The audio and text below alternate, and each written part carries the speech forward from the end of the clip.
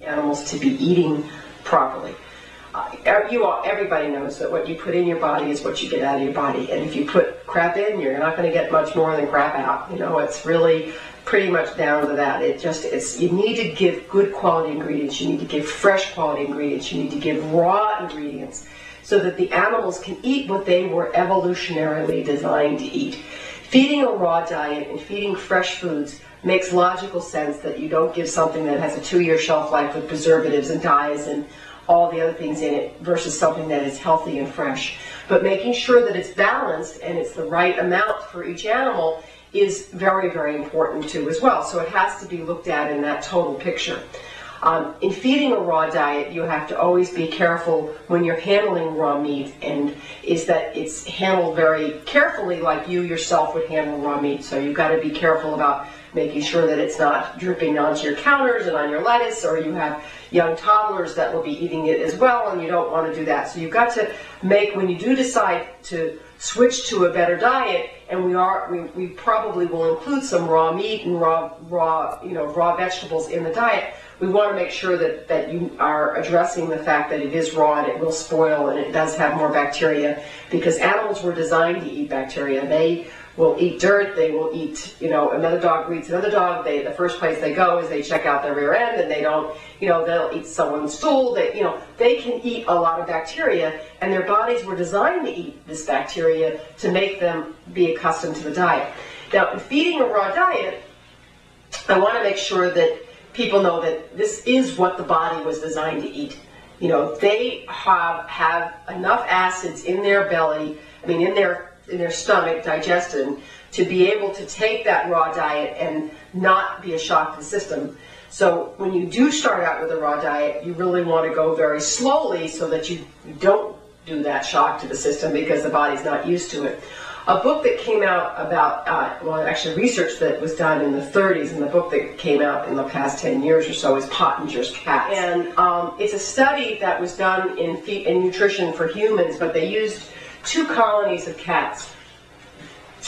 One they fed raw milk, raw meat, and raw vegetables. And the other one they fed cooked meat, pasteurized milk, and cooked vegetables.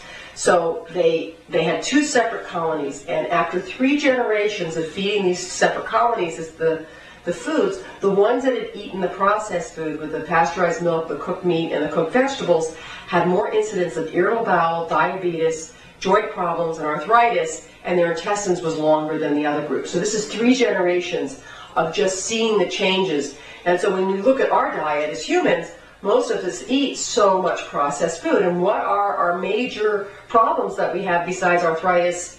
Besides whether cancer and heart disease, is arthritis, irritable bowel, and joint problems, and diabetes. So it's very important to have in your diet a lot of fresh foods, and it's very important for animals to have a lot of fresh foods.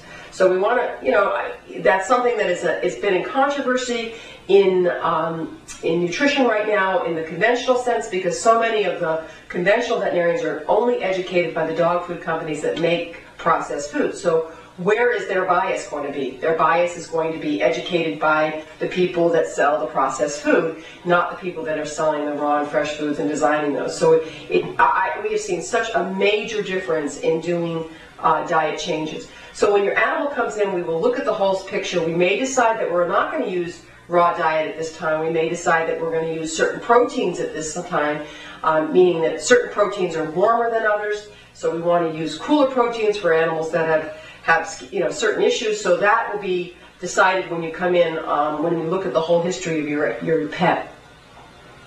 So concerning other things that we would probably end up doing here is trying to add some nutraceuticals and nutritional support to get the immune system working for us. Because many of my patients that come in have been to a lot of other veterinarians, have been way over vaccinated, and have been way over medicated. We have 400 species of bacteria that live in harmony in our bodies. They all work together. They all work in our mouth, and our intestines, and our liver, and our kidneys, and everywhere on the surface of our skin as well. When we go on an antibiotic, how many of those have we destroyed? Just because we put a an antibiotic in the system? I have no idea, but you are damaging the body. You are damaging the body at some level, and many, many times you do not need antibiotics. I used to use antibiotics 4, 5, 6 times a day when I was in a doing only conventional medicine. I use it now once every 6, 7 weeks now, and I get same response, actually better responses. So to always depend on antibiotics to help you heal is the wrong way to look at it. Your body can heal without them, and it needs to be strengthened versus just suppressed with antibiotics and medications. So some of the stuff that you probably will get will be a nutritional support to help clean the body out, to help support new intestinal flora, which is a probiotic, and depending what your animal needs, we will decide which one the animal will need. And so we do try to nutritionally support it, and that's something that we may maintain the animal on for weeks, or we may maintain the animal on for months. So it really depends on each animal's condition and what we want to achieve with that particular pet. So I'm hoping that this video will help you understand a little bit of why we are trying to go down this path of increasing your animal's own vital energy, its own immune system, so that we can get it to work for us and work for itself to heal. We again are located, we have our website, which is mashvet.com, mashvet.com, and you can check there for the map on how to get here. And there is a form in there that we make sure that everybody comes in and has that filled out, so that it helps us with an understanding of the animal more in depth than asking you questions. Because again, by doing this video, I really wanted to try to spend more time individually with the animal and working it up, and the introduction part has been done already. In the practice, we have this whole holistic health center that I mentioned that is downstairs, where we have chiropractors, physical therapy, massage, Reiki, craniosacral, polarity, and it really is enhancing to the animal's immune system to get some of these adjunct modalities to help the animal heal.